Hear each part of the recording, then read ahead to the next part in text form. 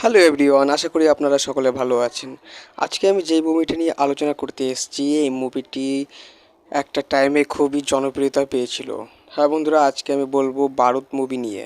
এই সিনেমাতে মুখ্য চরিত্রে অভিনয় করেছিলেন মিঠুন চক্রবর্তী, তার পাশে ছিল উর্বশী, রজতাভ দত্ত ও আরও অনেকে। এই মুভিটি অ্যাকচুয়ালি অ্যাকশন মুভি। মুভিটা পরিচালনা করেছিলেন টেল ভি প্রসাদ, আর সঙ্গীত দিয়েছিলেন সেই আমলের সবার প্রিয় সঙ্গীত পরিচালক বাবুল বোস। সিনেমাতে গান, নাচ, অ্যাক্টিং, ডায়লগ সব কিছুতে ভরা একটা মুভি। মুভিটার অ্যাকশন সিকোয়েন্সের যে কথাগুলো আমি বলতে চাই, মুভিটার অ্যাকশনগুলো খুবই দুর্দান্ত ছিল। আর মুভিটার মিঠুনের যে ডায়লগগুলো ছিল, অ্যাক্টিং ছিল, খুব যথেষ্ট ভালো ছিল। তো চলুন এই সিনেমার কাহিনীটি দেখা যাক।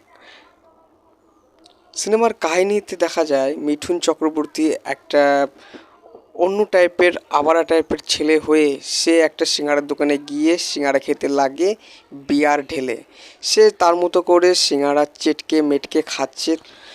দিয়ে তার কিছুক্ষণ পরে দেখা যায় একটা টাকা চুরির ব্যাপার। একজনের টাকা ভর্তি ব্যাগ একজন নিয়ে যাচ্ছিল, দিয়ে সেখানে পুলিশ চলে আসে। আর পুলিশ যার টাকা তাকে ফেরত না দিয়ে সেই টাকার ব্যাগটা সে সঙ্গে নিয়ে যাচ্ছিল। তখনই পুলিশের গাড়ির সামনে লাফিয়ে উড়ে এসে পড়ে মিঠুন চক্রবর্তী এবং পুলিশকে সে বলে যে যার টাকা তাকে আপনি ফেরত দিন।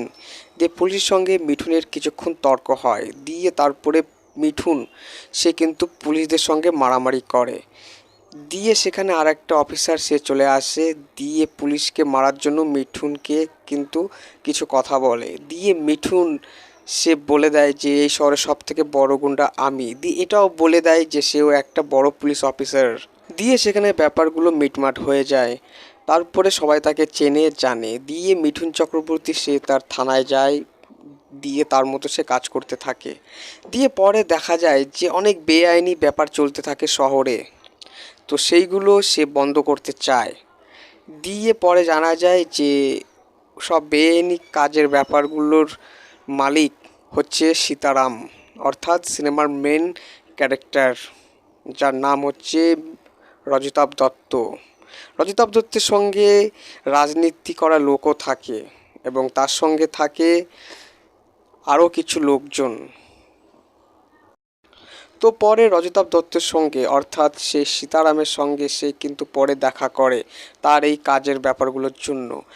দিয়ে সীতারাম তাকে ঘুষ খাওয়ানোর কথা বলে, কিন্তু মিঠুন অর্থাৎ বারুদ সে কিন্তু ঘুষ খেতে রাজি হয়ে যায়, কিন্তু কিছু আইন মেনে। মানে এমন কিছু আইন আছে যে আইনগুলো ভঙ্গ করা যাবে না। মিঠুন চক্রবর্তী কিন্তু ঘুষ খেতে থাকে। দিয়ে মিঠুন অর্থাৎ বারুদ সে কিন্তু তার মতো কাজ করে চলে যায়। দিয়ে পরে দেখা যায় সিনেমার নায়িকাকে অর্থাৎ উর্বশীকে। তো নায়িকা সে রাতে একটা জায়গায় কাজ করে। তো মিঠুন চক্রবর্তী তাকে নিজের টর্চ লাইট দিয়ে দেয় যাতে তাদের রাস্তাঘাটে চলতে সমস্যা না হয়। তো মিঠুন চক্রবর্তীর সে মেয়েটাকে কিন্তু খুবই ভালো লাগতে শুরু করে।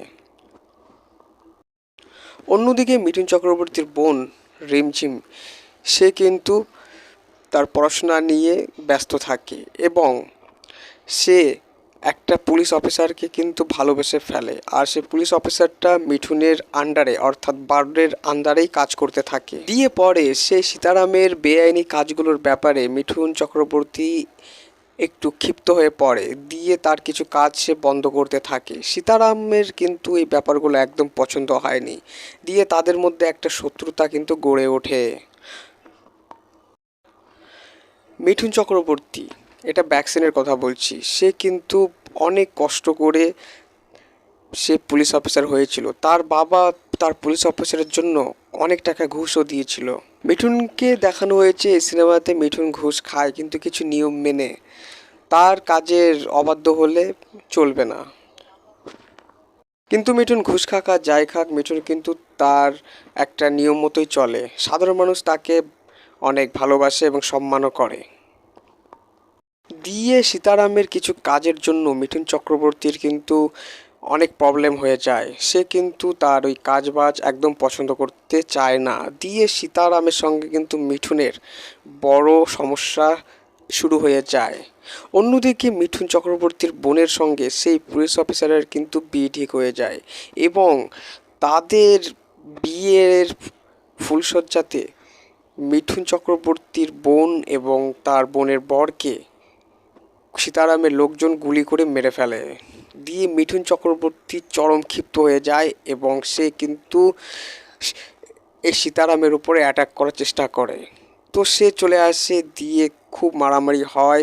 সীতারাম বোর্ড নিয়ে চলে যায়, মিঠুনও তার পিছন পিছন বোর্ড নিয়ে চলে যায়। দিয়ে তাদের মধ্যে একটু একটু মারামারি হয়। তারপরে মিঠুন চক্রবর্তী সে কিন্তু পায়ে থাকা বন্দুক বের করে সীতারামকে গুলি করে ইটের ভাটার পাশে, ইটের মধ্যে আগুন জ্বলছে তার মধ্যে সীতারামকে মেরে ফেলে দেয়। আর মুভিটার গল্প শেষ হয়ে যায়। তো বন্ধুরা, এই ছিল সিনেমার সংক্ষিপ্ত কাহিনী। আশা করি আপনারা গল্পটা বুঝতে পেরেছেন। তো আমি এর আগেও বলেছি, আবারও বলছি, আমি কিন্তু অন্য সব সিনেমার গল্পর মতো আমি আমার গল্প বানাই না। আমি নিজে ফটো বানিয়ে তারপরে কিন্তু আমি শর্টকাটে মুভিটার গল্প আমি বানাই, যাতে আপনাদের কম সময় খরচ হয় আর আপনারা গল্পটা বুঝতে পারেন। তো আমার ভিডিও বানাতে অন্য সব ভিডিওর থেকে সত্যি খুব কষ্ট হয়, একটু খাটাখাটনি হয়। আমি তার কারণ মুভির ওই সিন ক্লিপ নিয়ে আমি কিন্তু ভিডিও বানাই না, আমি ফটো দিয়েই ভিডিও বানাই।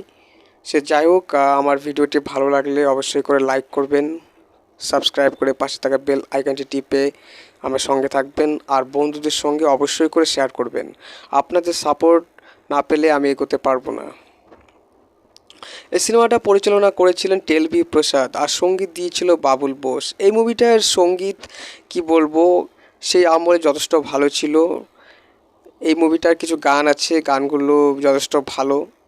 আর মিঠুনের এই সিনেমাতে যে অ্যাকশনগুলো দেখানো হয়েছে সেগুলো ছিল খুবই দুর্ধর্ষ সেই আমল হিসেবে। তো এখানে প্রত্যেকটা ক্যারেক্টারের যে অ্যাক্টিং ছিল, অ্যাক্টিংগুলো যথেষ্ট ভালো ছিল। দিয়ে এই সীতারাম অর্থাৎ রজতাভ দত্তর ক্যারেক্টারটা একটু অন্য ক্যারেক্টার হলেও তার ক্যারেক্টারে কিন্তু তাকে খুব ভালোই লাগছিল। আর মিঠুনের সিনেমাতে ডায়লগ থাকবে না এটা হতেই পারে না। এই সিনেমা তো মিঠুনের ডায়লগ আছে, মায়ের ভোগে পাঠিয়ে দেবো।